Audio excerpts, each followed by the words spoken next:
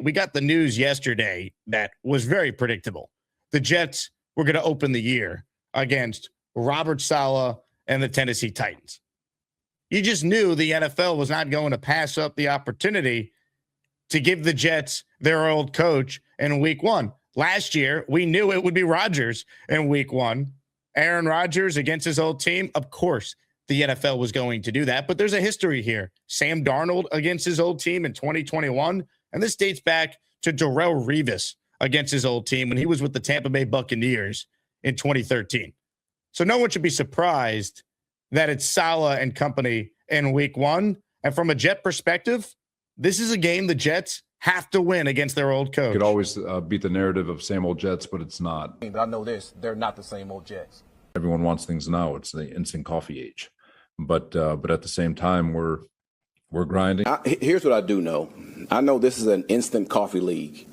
I know from the media to the fans, everybody expects this, when you just start, okay, we're going to the Super Bowl.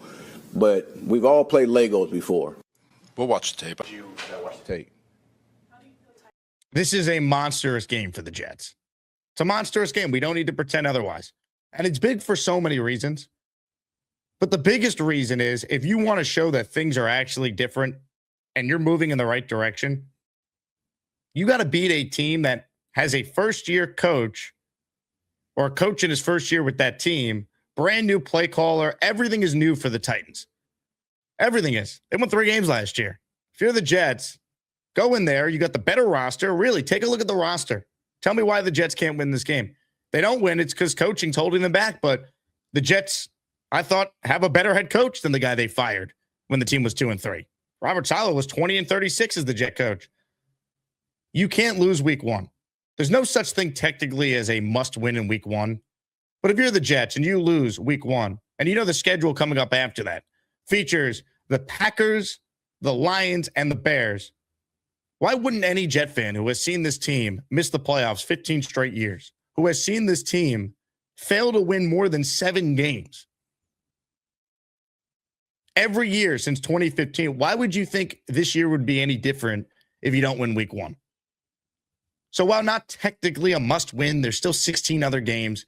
If you're a diehard Jet fan, you know just how important setting the tone early that things are actually going to be different this year is. Because I actually could see it going like this. If they win week one, all of a sudden, could you find a way to steal a win over your next 3 and be 2-2 before you play Cleveland at home? And then maybe you're 3-2 and all of a sudden, wow, you're having a season. You made it to October 11th and you actually have stayed afloat and you have a season. You then play New England. But then after New England, 2 winnable games against the Miami Dolphins and the Las Vegas Raiders. 2 teams that are certainly in your weight class. So the schedule, it is very difficult early. No one should dispute that. But there's a path for the Jets to actually start 4-4, right? Because if you could beat Tennessee week one, why can't you beat Cleveland at home? Why can't you beat Miami at home? Why can't you beat the Raiders at home? I'm not saying the Jets are going to win those games because I have my doubts. But if you want to try and not do the, oh, woe is me, it's so tough being a Jet fan, the schedule, it's out to get us, then that's why week one is so important. Unless you tell me the Jets are going to lose week one and then they'll beat the Packers in week 2. Like, does anyone actually think that, though? I get it. Green Bay is not unbeatable. They're not. And they likely will not have Micah Parsons in that game, but they're better than the Jets until proven otherwise. So I just think you go back to week one. It is so important. The Titans roster is loaded with former Jets. The Jets have been so bad in these revenge games, right? They lost to Darnold. They lost to Rodgers. Here we go again. Right? They lost to Geno Smith in Seattle, and that eliminated them from the playoffs. Like anytime the Jets have faced someone with some sort of revenge angle, they've lost. So the key for the Jets is to survive the early gauntlet, if you will. I'm not sitting here telling you that it's insane for the Jets to beat the Packers, the Lions on the road, or the Bears on the road, but it's not going to be easy. But if you could get to that Cleveland game at 2-2, 3 of your next 4 are at home against teams that aren't very good, are not supposed to be good. So that's kind of how I look at the beginning of the season. Week 1 is so important, and I get it. It's not technically a must win, but if you're a Jet fan, you just know how important that game is. You lose, and you just feel like, oh, no. Oh, no. And you don't want that feeling. You don't want that sinking feeling that the season's going to slip away again, because it shouldn't. If this team is truly improved, if Aaron Glenn is truly a head coach with superpowers calling defense, look at the moves the Jets have made defensively. All their big moves have been on defense in free agency and in trades. T'Vondre Sweat, revenge game, week 1, let's go. Jarvis Brownlee was tweeting stuff. He's excited about the revenge game in week 1. Let's go. They need that energy. Win this game, man. Robert Saleh was not a good head coach, but you know what? He was a really good defensive coach. Aaron Glenn, you're taking over the play calling. Show us something week 1. You have all this time to prepare for the Tennessee Titans. We know Saleh stunk when he had extra time to prepare for opponents. Go take game 1 and set the tone. And the Asmaniacs, we're going to be there. Tennessee, week 1, officially the road trip game for the 2026 season. I am in talks with several different bars in Nashville to plan a massive Saturday party before the game, and we will have info on a tailgate for any Jet fan making the trip before the game on Sunday, September 13th. I am sitting in section 110, so buy your tickets in 110 if you are able to do so, and we are taking over the city of Nashville all weekend long. And by the way, section 110, for those curious, is right behind the Jets bench, so we will be loud, ready to roll. But that game is so important, man. And I get it. It's 1 of 17, but that's the big takeaway from the schedule when it came out. We knew it was coming, but that game is huge. Some of the other takeaways here. The Jets don't have any primetime games. Every game is at 1 o'clock, except the West Coast games that they play later on in the season. The Chargers and the Cardinals. That's it. Every game you see on the schedule there is at 1 p.m. Kind of crazy. But you know what? Let's spin it positive. Players are going to like having the same routine every week. And the Jets haven't earned prime time. We were excited a couple of years ago with Aaron Rodgers to get some primetime games. How'd that work? They lost basically all of them. And one of the games they won in primetime, Aaron Rodgers went down 4 plays in. It was the worst moment of my life as a sports fan. And they won that night. Anyone think of that game positively? So I'm okay with the Jets being buried in the 1 p.m. window. That's where they belong until proven otherwise. That's what the NFL thinks of the Jets, and the Jets should use that as motivation if they're smart. The Jets, the Titans, the Dolphins, the Raiders, and the Cardinals, the teams that are projected to win the fewest amount of games, all didn't get primetime games. Go out there and prove people wrong. If you're Aaron Glenn, you don't have to look very far to find people doubting you to use for motivation. That's what they should do. And again, one of those teams I mentioned that also doesn't have a primetime game is your week 1 opponent. Go win the game. There's going to be a ton of Jet fans. I'd argue there might actually be more Jet fans in Nashville than there will be at MetLife in the home opener, especially if they lose week 1, because the Packer fans are everywhere and they're going to definitely buy tickets.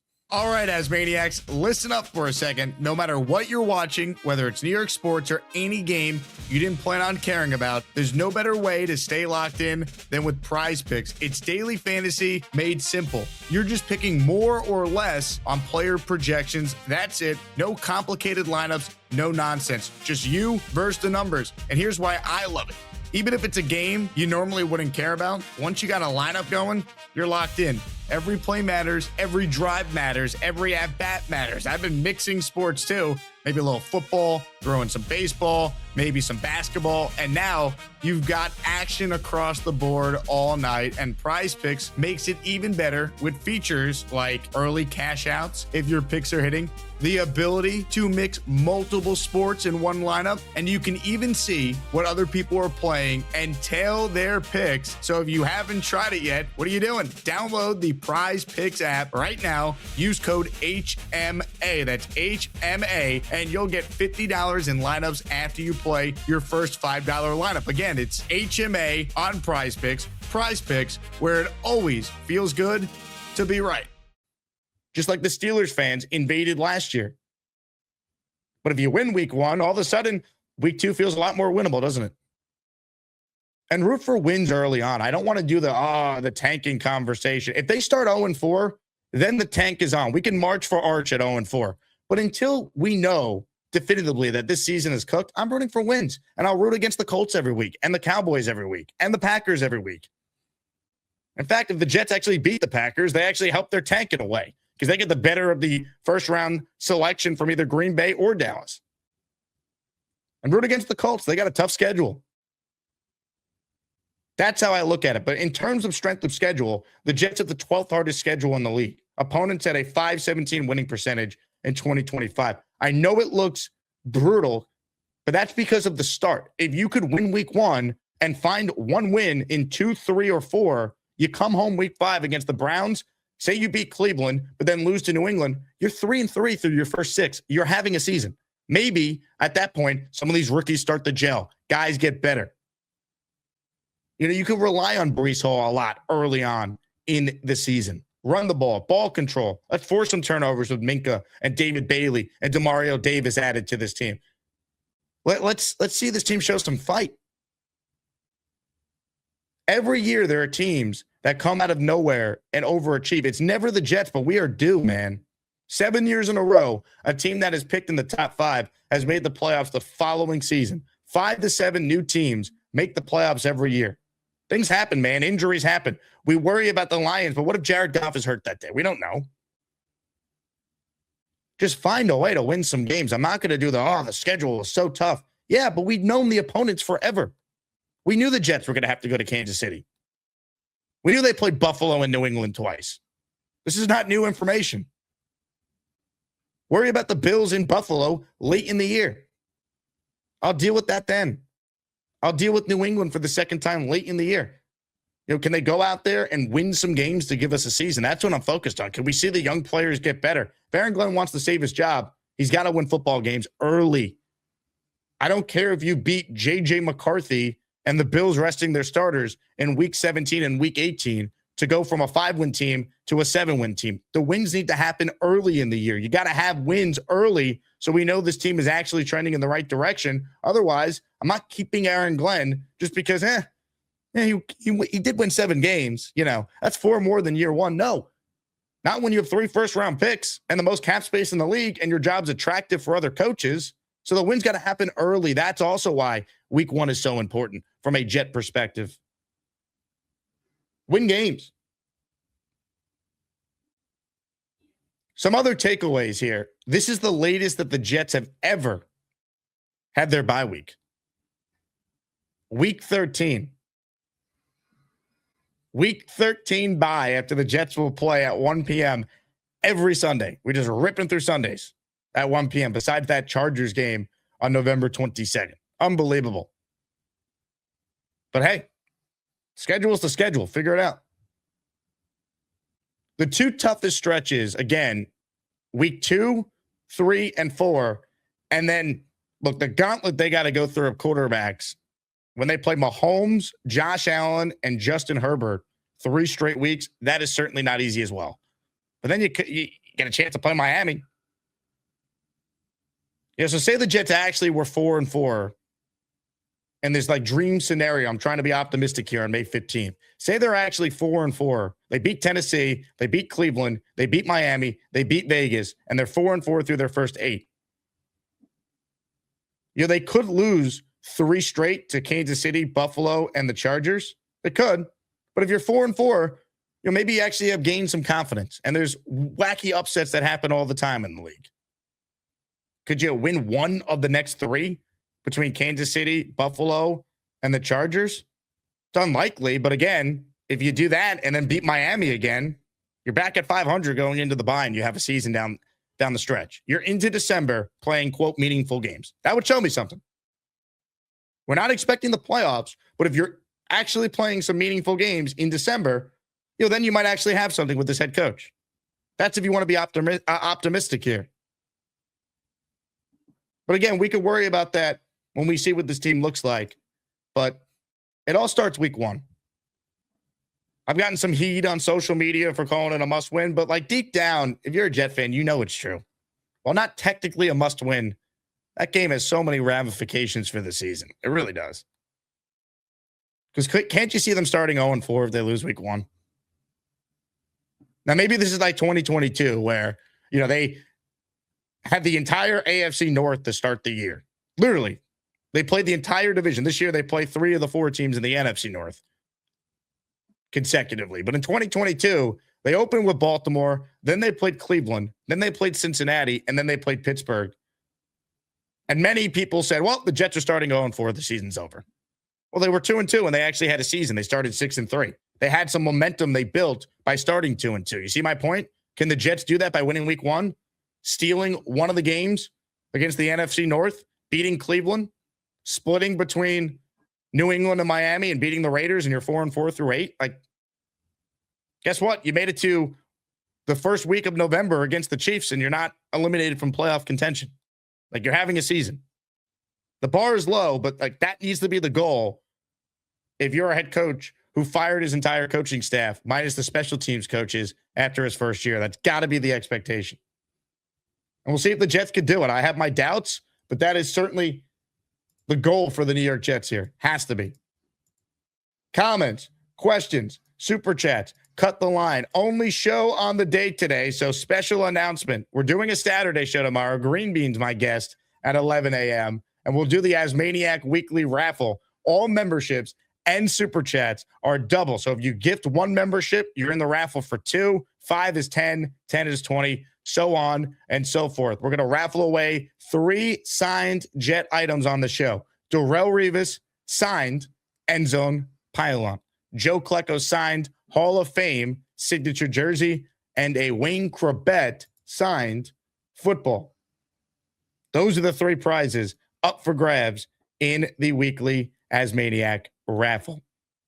If you missed it last night, the latest episode of the Jets Collective dropped on the Jets Collective YouTube channel. Here's BT and myself talking about that week 1 must win. And here's Samini's line about that. Talk about solve all we want. The Titans stink, so the Jets actually have a chance to win this game. So I'm pretty pumped up. Well, this to me feels like if you're the Jets, you have to get this game. And look, obviously there's no such thing as a technical must win, but just the Jet fan psyche knows how this goes. The revenge game angle, you lose that. Oh God, here we go again. Then you look at the upcoming games against the Packers and the Lions. They got to play basically the entire NFC North besides Minnesota in a row. The schedule's tough, and I get it. The game's got to be played, but if you can't beat the 3-win Titans who have a brand new coach, brand new coaching staff, and you're Aaron Glenn, and things are supposed to be different this year after you started 0-7 last year and you lost to Aaron Rodgers in a revenge game a year ago, like that same old Jets mentality is going to creep in. I know for the fans, I hope it doesn't creep in for the players. But Rich, I really feel like, I know it's not technically a must win and it's only week 1, but this is a little different when half the Titans roster is basically former Jets, and obviously the head coach is Robert Saleh.